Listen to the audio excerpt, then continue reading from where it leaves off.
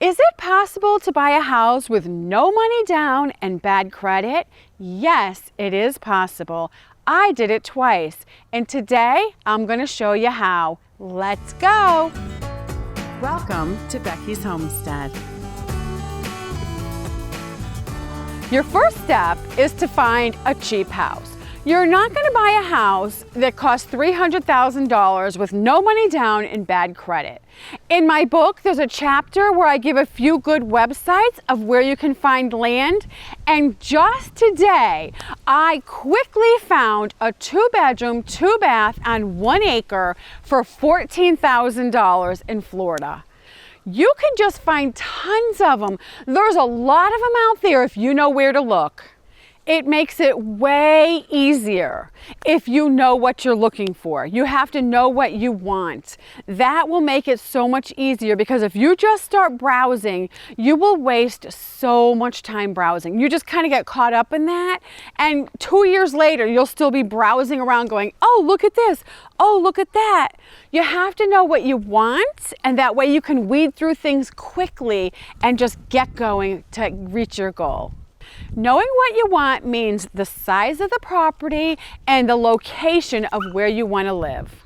There are a ton of fixer-uppers out there, and you can really finagle on the price on a fixer-upper. Let me define what no money down means. People will think, oh, I'm going to run out there and find a free house. No, you're not. Nobody's giving away free houses. Obviously, you have to do something to get a house. So, we're going to define exactly what no money down means. Banks want 10% down when you are buying a house, and they're going to finance it for you. On a $200,000 house, which is really not that expensive if you're taking that route, that is $20,000 down. That is a fortune to some people to try to save up $20,000. I know I could never do that. And that will just get you into bigger debt. So you have to save $20,000, give them all your saved money, and then they're going to give you even bigger debt with interest that you have to pay off for the next 30 years. Who would take that road? Well, a lot of people do, but you're not going to. Now, if you try and do it my way, the whole property is going to cost about $20,000 or less, and the down payment on $20,000 is $2,000. Most people get way more than that back on their tax return. So you don't have to run out there and try to borrow the money or save the money. If you can just plan it right, and when you get your tax return, you will have the cash you need to go get your home. If you are a really good saver and you can manage to save up a little bit of money, you can just pay for a cheap house outright, a fixer-upper, and then take it from there and fix it up and build it up into your dream home, your dream homestead. Since you have bad credit, if you can manage to save the $20,000, you can just buy a house outright for $20,000, which would be the same as if you bought a $200,000 house. The down payment for that would be $20,000. So you can see the options and the choices you have, and if you make good choices, you can be mortgage free. That's the key, and that's what you're going for. I can't say enough about being mortgage free. It truly, truly, truly is a life changer. Your life will not be the same if you can manage to get mortgage free.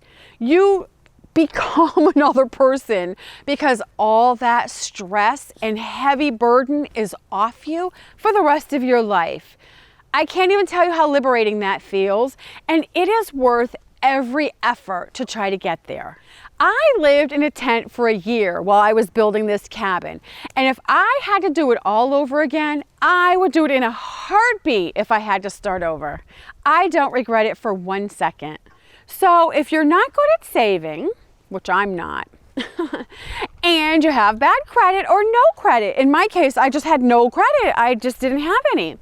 In that case, what you can do is owner financing. You can finagle on the cost of the property, especially if it's a fixer-upper, and you can also finagle a little bit on the down payment. That's what I did twice, and it was really easy, and I was very successful at it. You deal directly with the owner on discussing the price of the property, the price of the down payment. It's just you and the owner haggling back and forth, and you can work out a great deal, no bank involved, which really helps you since you have bad credit or no credit. And if you're negotiating a fixer-upper with the owner, they are more willing to negotiate with you on the price and the down payment. Some people just love the big, huge $300,000 house, but that's not me. I love to find the little diamond in the rough and then map out a plan and work on it and just turn it into a cute little homestead. It is so much fun and so satisfying. It's a lifestyle and a journey, and I love it so much, and you will too. And if you want to get all the details, buy my ebook, Becky's Guide to Buying Land, and the link is in the description below.